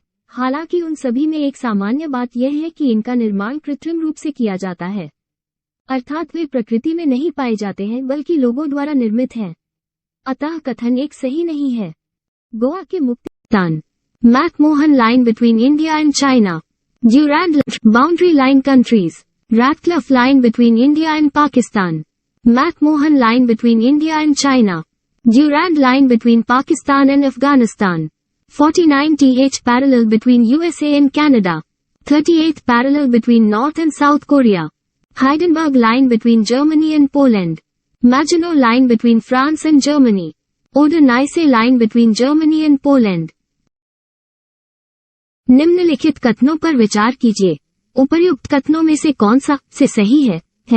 उत्तर ए केवल एक चालू खाता वस्तुओं और सेवाओं के व्यापार और हस्तांतरण भुगतान का रिकॉर्ड है। इसमें शामिल है वस्तुओं का निर्यात और आयात और सेवाओं कारक आय और गैर कारक आय लेन देन का व्यापार। हस्तांतरण भुगतान वे रसीदें जो किसी देश के निवासियों को मुफ्त में मिलती है, बदले में कोई सामान या सेवाएं प्रदान किए बिना। उनमें उपहार, प्रेषण और अनुदान शामिल होते हैं। वे उन्हें सरकार या निजी नागरिकों द्वारा दिए जा सकते हैं। अतः कथन 1 सही है। शुद्ध अदृश्य मदें एक निश्चित अवधि में निर्यात के मूल्य और किसी देश अदृश्य मदों के आयात के मूल्य के बीच का अंतर है। अदृश्य मदों में विभिन्न देशों के बीच होने वाली सेवाएं, स्थानांतरण और आय के प्रवाह शामिल हैं। सेवा व्यापार में फॉलिएशन, लाइनेशन और बैंडिंग शब्द निम्नलिखित में से किस चट्टान से संबंधित है? उत्तर सी रूपांतरित चट्टानें। उल्लिखित तीनों प्रक्रियाएं रूपांतरित चट्टानों से जुड़ी है। रूपांतरण की प्रक्रिया में कुछ शैल कण या खनिज परतों अथवा पंक्तियों में व्यवस्थित हो जाते हैं। रूपांतरित चट्टानों में खनिजों या अनाजों की इस तरह की व्यवस्था को फोलिएशन या लाइनेशन कहा जाता है। कभी कभी विभिन्न समूहों के खनिजों या सामग्रियों को बारी बारी से पतली से मोटी परतों में व्यवस्थित किया जाता है, जो हल्के और गहरे रंगों में दिखाई देती है। रूपांतरित चट्टानों में इस तरह की संरचना को बैंडिंग कहा जाता है। अतः विकल्प सी सही है। रैकून कुत्तों से जोड़ा है, इस विश्वास के प्रमाण को जोड़ते हुए कि महामारी साइट पर बेचे गए संक्रमित जानवरों से उत्पन्न हो सकती है। रैकून कुत्ते न तो कुत्ते हैं और न ही रैकून। वे कैनिड परिवार से संबंधित हैं और लोमड़ियों से निकटता से संबंधित हैं। वे एकमात्र कैनिड हैं जो सर्दियों के दौरान हाइबरनेट करते हैं। रैकून कुत्तों की 2 प्रजातियां, निक्टेयूट्स प्रोसायनोइडीज सामान्य रैकून कुत्ता प्रजाति जो वुहान बाजार में थी, और निक्टेयूट्स पी विवरिनस जापानी रैकून कुत्ता। रैकून कुत्ते मूल रूप से पूर्वी एशिया के हैं और आमतौर पर चीन, कोरिया और जापान के कुछ हिस्सों में पाए जाते हैं, जहां उन्हें तनुकी के नाम से जाना जाता है। वे यूरोप में भी पाए जाते हैं, जहां वे पहली बार 1920 के दशक में फर व्यापारियों द्वारा लाए गए थे। आज रैकून कुत्तों को यूरोप में स्थानीय पारिवारिक विजेता वृत्त चित्र द एलिफेंट विस्परर्स स्वदेशी कट्टुनायकन जनजाति के सदस्य बोमन और बेली की कहानी कहता है, जिनके नाम का अर्थ जंगल का राजा है। कट्टुनायकर तमिलनाडु, कर्नाटक, केरल और आंध्र प्रदेश में एक निर्दिष्ट अनुसूचित जनजाति है। उन्हें चोलनायकर और पथिनायकर भी कहा जाता है। तमिल और मलयालम में कट्टुनायकर शब्द का अर्थ जंगल का राजा होता है।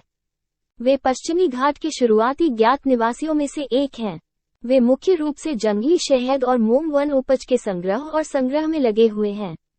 मोनोगेमी कट्टूनायकर समुदाय के बीच सामान्य नियम है।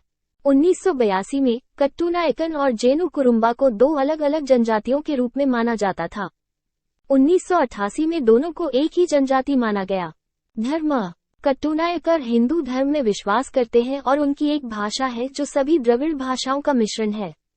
जनजाति के मुख्य देवता भैरव के नाम से भगवान शिव और pH change as the cause of tooth decay. Tooth decay starts when the pH of the mouth is lower than 5.5. Tooth enamel, made up of calcium hydroxyapatite, a crystalline form of calcium phosphate, is the hardest substance in the body. Hence, option A is the correct answer. It does not dissolve in water but is corroded when the pH in the mouth is below 5.5.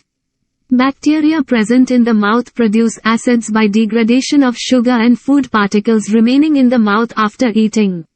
The best way to prevent this is to clean the mouth after eating food. Using toothpaste, which is generally basic, for cleaning the teeth can neutralize the excess acid and prevent tooth decay.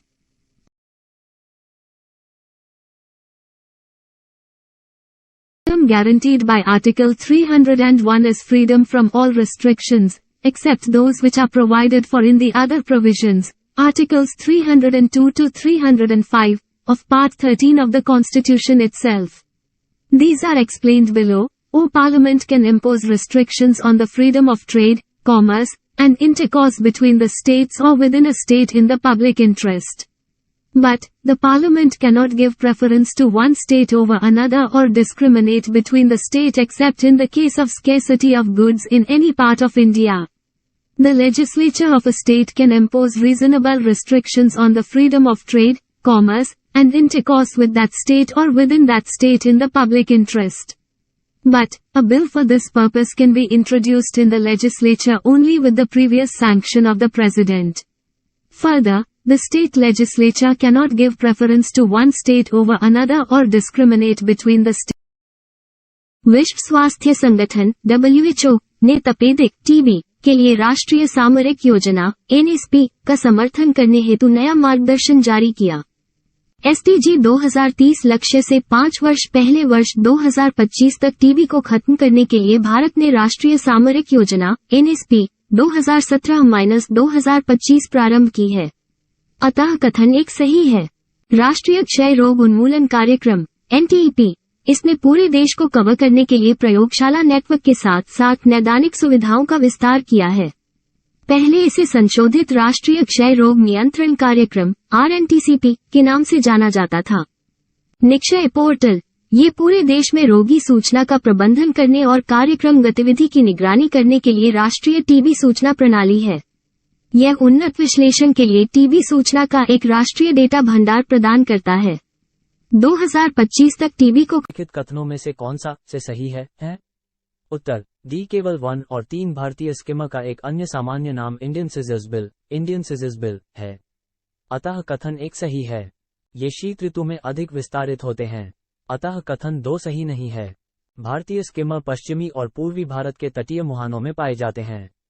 अतः कथन 3 सही है। प्रजातियों को मध्य भारत में चंबल नदी के पास, ओडिशा और आंध्र प्रदेश के कुछ हिस्सों में देखा जा सकता है। प्रमुख खतरा: अधिवास का नुकसान, नदी के समीप व्यापक और अनियंत्रित वृद्धि के कारण नदी तंत्र में व्यवधान। सुरक्षा की स्थिति: IUCN रेड लिस्ट स्थिति संकटग्रस्त। अतः कथन 4 सही नहीं है। साइट्स सूचीबद्ध नहीं। भारतीय स्कीमर्स के संबंध में निम्नलिखित कथनों में से कौन सा से सही है? विशेष उपबंधों के संबंध में निम्नलिखित कथनों पर विचार कीजिए। संविधान ने नागरिकों के उन वर्गों को निर्दिष्ट नहीं किया है जो सामाजिक और शैक्षिक रूप से पिछड़े हुए हैं और जिन्हें अन्य पिछड़ा वर्ग OBC भी कहा जाता है। 2018 के 102वें संशोधन अधिनियम ने राष्ट्रपति को राज्य या केंद्र शासित प्रदेश से संबंधित सामाजिक और शैक्षिक रूप से पिछड़े वर्गों को निर्दिष्ट करने का अधिकार दिया। किसी राज्य के मामले में राष्ट्रपति संबंधित राज्य के राज्यपाल के परामर्श के बाद अधिसूचना जारी करता है। लेकिन राष्ट्रपति की अधिसूचना में निर्दिष्ट सामाजिक और शैक्षिक रूप से पिछड़े वर्गों को केंद्रीय सूची में शामिल या बहिष्करण केवल संसद द्वारा किया जा सकता है, न कि बाद में राष्ट्रपति की अधिसूचना द्वारा। अतः कथन एक सही है। 2018 के 102वें संशोधन अधिनियम ने संविधान में एक नया अनुच्छेद 342 से जोड़ा। SC, ST और OBC के मामले के विपरीत संविधान ने एंग्लो इंडियन अमेरिका में शोधकर्ताओं ने ऑन्कोलिटिक वीरोथेरेपी विकसित की है। यह निम्नलिखित में से किसके उपचार से संबंधित है? अमेरिका में शोधकर्ताओं ने कैंसर थेरेपी में सुधार हेतु ऑन्कोलिटिक वीरोथेरेपी OV के रूप में नई विधि विकसित की है, जो आसपास के स्वस्थ ऊतकों को बरकरार रखते हुए ट्यूमर कोशिकाओं को नष्ट कर सकती है। ऑन्कोलिटिक वायरस पास की स्वस्थ कोशिकाओं और ऊतकों को बरकरार रखते हुए कैंसर कोशिकाओं को मार सकते हैं। ऑन्कोलिटिक वीरोथेरेपी में उपचार प्राकृतिक घातक NK कोशिकाओं जैसे प्रतिरक्षा कोशिकाओं से बने एंटी ट्यूमर प्रतिरक्षा प्रतिक्रिया को सक्रिय करके भी अपना प्रभाव डालता है। हालांकि कभी कभी वे प्राकृतिक घातक ऑन्कोलिटिक वायरस को सीमित कर देते हैं। इसलिए हाल के वर्षों में OV क्षेत्र में उचित विकास के बावजूद कुछ चुनौतियों से निपटने के लिए सुधार की आवश्यकता है, जिसमें अपेक्षाकृत कमजोर चिकित्सीय गतिविधि और प्रभावी प्रणालीगत वितरण के साधनों की कमी शामिल है। अतः विकल्प C सही। संयुक्त राष्ट्र रेड कार्यक्रम UNREDD कार्यक्रम विकासशील देशों में निर्वनीकरण और वन निम्नीकरण से होने वाले उत्सर्जन में कटौती रेड जोड़ की दिशा में संयुक्त राष्ट्र का सहयोग कार्यक्रम है। कार्यक्रम की शुरुआत वर्ष 2008 में की गई थी। कार्यक्रम को खाद्य एवं कृषि संगठन Food and Agriculture Organization FAO, संयुक्त राष्ट्र विकास कार्यक्रम United Nations Development Programme UNDP और संयुक्त राष्ट्र पर्यावरण कार्यक्रम United Nations Environment Programme UNEP की निर्धारित भूमिका और तकनीकी विशेषज्ञता के आधार पर बनाया गया है। कार्यक्रम अफ्रीका, एशिया प्रशांत और लैटिन अमेरिका के भागीदार देशों में राष्ट्रीय रेड जोड़ तत्परता रेडीनेस चरणों के प्रयासों को समर्थन प्रदान करता है। अतः कथन एक सही नहीं है। रेड और रेड जोड़। रेड वनों की कटाई और वन गिरावट से उत्सर्जन को कम करने के लिए संक्षिप्त नाम है। इसके बाद रेड जोड़ जलवायु परिवर्तन पर संयुक्त राष्ट्र फ्रेमवर्क कन्वेंशन के भागीदार देशों द्वारा विकसित एक तंत्र है। कावेरी नदी के संदर्भ में निम्नलिखित कथनों पर विचार कीजिए। इसे तमिल में पोन्नी के नाम से जाना जाता है। ये दक्षिण भारत की एक पवित्र नदी है।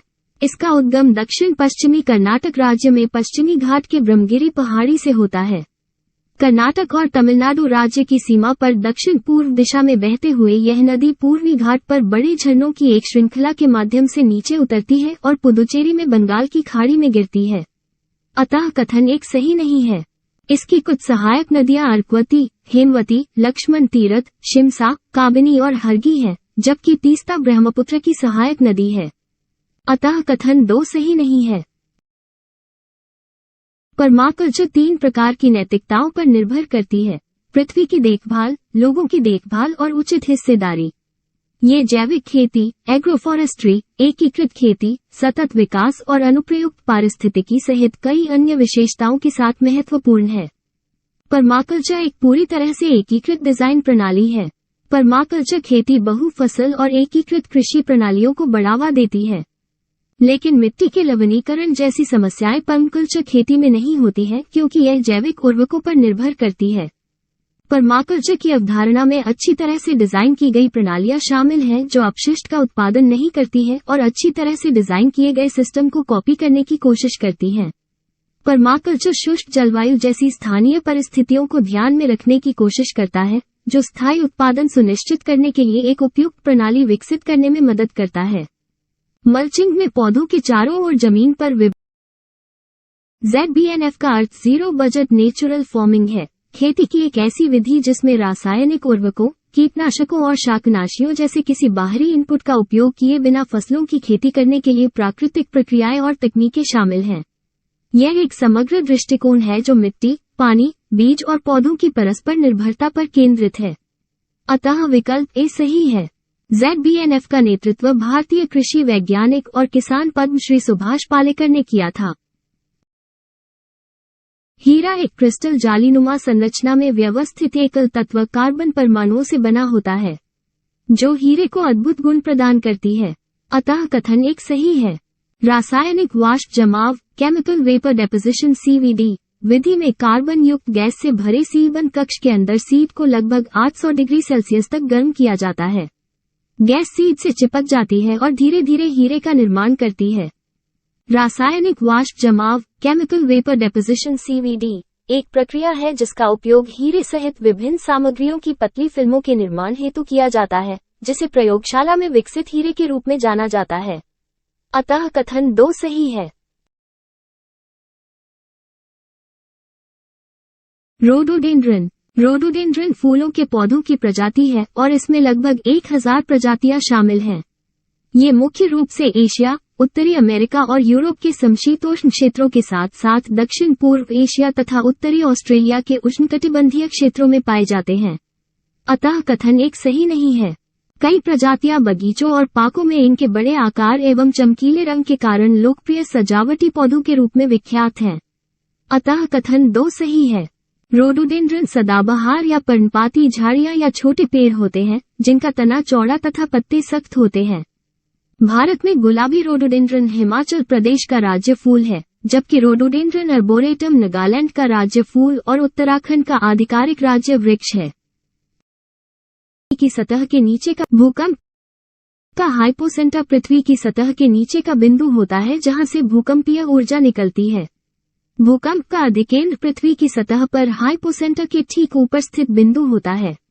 अतः कथन 1 सही नहीं है। ये स्थानीय पर्यावरण और मानव निर्मित संरचनाओं पर भूकंप के प्रभावों को ध्यान में रखते हुए मर्केली स्केल एक विशिष्ट स्थान पर भूकंप की तीव्रता को मापता है। अतः कथन 2 सही नहीं है। रिक्टर स्केल भूकंप की भयावहता को मापता है, जो भूकंपीय घटना द्वारा जारी ऊर्जा की मात्रा का माप है।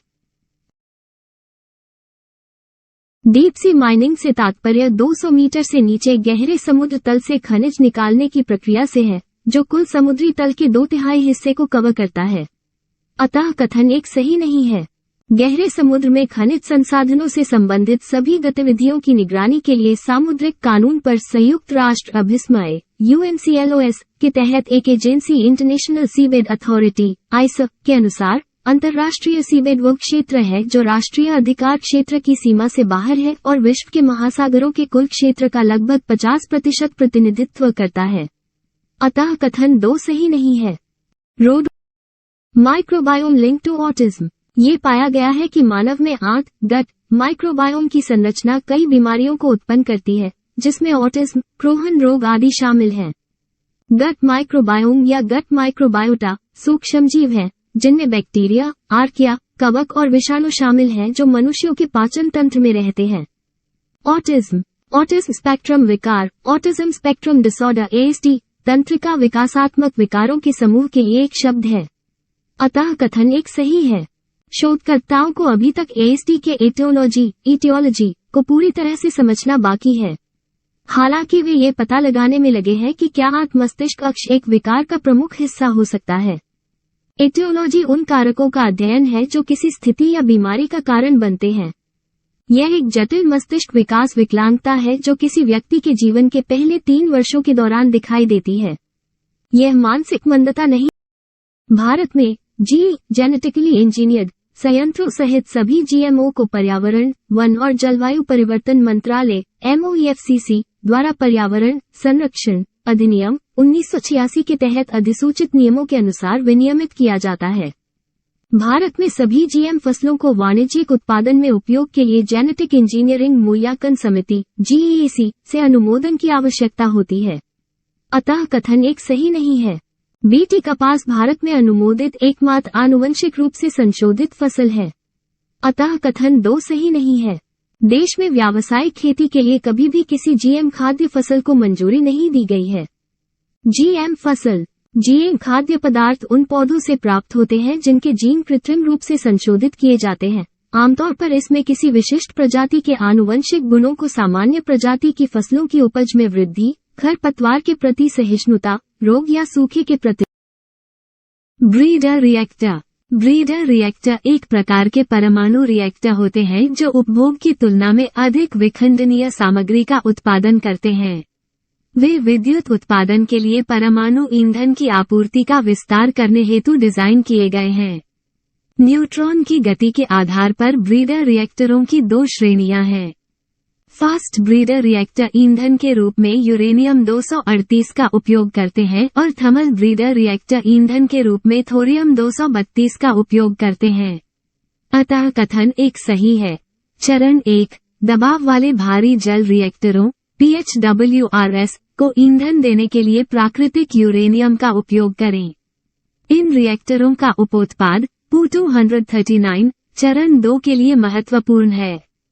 चरण 2 अतिरिक्त PU-239 का उत्पादन करने के लिए फास्ट ब्रीडर रिएक्टर FBRs। कृषि क्रांतियां। ग्रे क्रांति उर्वरक उत्पादन बढ़ाने के बारे में है और भारत में हरित क्रांति के संभावित नकारात्मक प्रभावों की प्रतिक्रिया है। यह इस बात पर ध्यान केंद्रित करता है कि यदि नए कृषि उपकरणों का दुरुपयोग होता है या इसके अनपेक्षित परिणाम होते हैं तो क्या हो सकता है। अतः कथन एक सही नहीं है। श्वेत क्रांति। वर्गीज कुरियन के नेतृत्व में श्वेत क्रांति ने भारत को दुनिया का सबसे बड़ा दुग्ध उत्पादक बना दिया और डेयरी फार्मिंग को देश के सबसे बड़े आत्मनिर्भर उद्योग में बदल दिया। कुरियन का billion litre idea operation flood इस उपलब्धि का एक प्रमुख हिस्सा था। स्वर्ण क्रांति भारत में 1991 और 2003 के बीच की अवधि को संदर्भित करती है, जब देश केले और आम जैसे फलों के उत्पादन में विश्व में अग्रणी बन गया। इस क्रांति ने कई लोगों के लिए स्थायी आजीविका और बेहतर पोषण विकल्पों का निर्माण किया। स्वर्ण रेशा क्रांति। भारत में स्वर्ण व्यापार करने वाली कंपनियों में इक्विटी शेयरों के व्यापार हेतु खरीदारों और विक्रेताओं को एक साथ लाते हैं। शेयर बाजार एक मुक्त बाजार अर्थव्यवस्था के घटक हैं, क्योंकि वे निवेशक, व्यापार और पूंजी के आदान प्रदान हेतु लोकतांत्रिक पहुंच को सक्षम करते हैं। नियमन हेतु कानून। भारतीय प्रतिभूति और विनिमय बोर्ड अधिनियम 1992, सेबी अधिनियम। प्रतिभूति संविदा विनियमन अधिनियम 1956, SCRA। कंपनी अधिनियम 2013। निक्षेपागार अधिनियम 1996। आंतरिक व्यापार विनियम 2015। अतः विकल्प डी सही है। ब्रीडर रिएक्टर से संबंधित सभी डेटा साझा करने पर वैश्विक पहल GISAID पहल सभी इन्फ्लुएंजा वायरस और कोविड-19 के कारण होने वाले कोरोना वायरस के डेटा को तेजी से साझा करने को बढ़ावा देती है। एकत्रित डेटा में इन्फ्लुएंजा वायरस अनुक्रम, उनसे संबंधित नैदानिक और महामारी संबंधी डेटा, भौगोलिक और साथ ही प्रजाति विशेष डेटा भी शामिल है। इस सार्वजनिक मंच द्वारा एकत्रित डेटा शोधकर्ताओं को वायरस के विकास, उसके प्रसार और अंततः महामारी बनने की संभावना को समझने में मदद प्रदान करता है। अतः कथन एक सही है। GISAID ऐसा हतोत्साहित करने वाली बाधाओं और प्रतिबंधों पर काबू पाने के लिए करता है, जो औपचारिक घोषणा से पहले वायरोलॉजिकल डेटा को साझा करने को रोकते हैं। ये पहल सुनिश्चित करती है कि GISAID में डेटा तक खुली पहुंच उन सभी व्यक्तियों को निःशुल्क प्रदान की जाती है जो स्वयं की पहचान करने और अपने डेटाबेस एक्सेस अनुबंध के माध्यम से नियंत्रित GISAID साझाकरण तंत्र को बनाए रखने के लिए सहमत हुए। अतः कथन 2 सही नहीं है। वर्ष 2010 में जर्मनी AI चैटबॉट बार्ड के संदर्भ में निम्नलिखित कथनों पर विचार कीजिए। उत्तर सी। व्याख्या। बार्ड भाषा model for dialogue application LaMDA पर आधारित है, जो गूगल का अपना संवादात्मक AI चैटबॉट है। अतः कथन एक सही है। यह अत्यंत सटीकता के साथ संवादात्मक और निबंध शैली में उत्तर देगा, जैसे ChatGPT अभी करता है। ये ट्रांसफॉर्मर तकनीक पर बनाया गया है, जो ChatGPT और अन्य AI बॉट्स की रीढ़ है। अतः कथन 2 सही है। Please subscribe my channel Stubborn Academy and like this video. खाद्य सुरक्षा और मानक प्राधिकरण FSSAI ने यह आदेश जारी किया कि 1 जनवरी 2021 से 24 प्रमुख खाद्य फसलों के आयातकों को अनिवार्य रूप से यह घोषित करना होगा कि उत्पाद आनुवंशिक रूप से संशोधित नहीं है और उनके पास गैर GM मूल भी है। अतः कथन एक सही नहीं है। FSSAI यह आदेश देश में केवल गैर GM खाद्य फसलों के आने को सुनिश्चित करने के लिए लेकर आया है। अतः कथन 2 सही है। 24 खाद्य फसलों में सेब, बैंगन, मक्का, गेहूं, तरबूज, अनानास, पपीता, आलू बुखारा, आलू, चावल, सोयाबीन, चुकंदर, गन्ना, टमाटर, मीठी मिर्च, स्क्वैश, अलसी, बीन प्लम और चिकरी शामिल हैं। अतः कथन 3 सही है। पर्यावरण समूह शिकायत करते रहे हैं कि आयातित खाद्य पदार्थों में अक्सर आनुवंशिक रूप से संशोधित जीव GMO होते हैं। FSSAI GM खाद्य पदार्थों पर नियम बनाने की प्रक्रिया में है, जबकि उस पर एक मसौदा विनियमन विचाराधीन है। जो चाय एक उष्णकटिबंधीय और उपोष्णकटिबंधीय फसल है जो गर्म और आर्द्र मौसम की स्थिति में अच्छी तरह से बढ़ती है। बढ़ते मौसम के दौरान इसे उच्च वर्षा और आर्द्रता की आवश्यकता होती है तथा ये 20 डिग्री सेल्सियस से 33 डिग्री सेल्सियस की इष्टतम सीमा के बाहर तापमान से क्षतिग्रस्त हो सकता है। इसके लिए वर्ष भर 150 सेमी से 300 सेमी तक अच्छी तरह से वितरित वर्षा की आवश्यकता होती है। यह एक छायादार पौधा है और गहरी, अच्छी जल निकासी वाली, भुरभुरी दोमट मिट्टी में अच्छी तरह से पनपता है। जलभराव से पौधों को नुकसान होता है। मिट्टी का पीएच 4.5 से 5.5 अम्लीय मिट्टी की सीमा में होना चाहिए। अतः विकल्प ए सही है।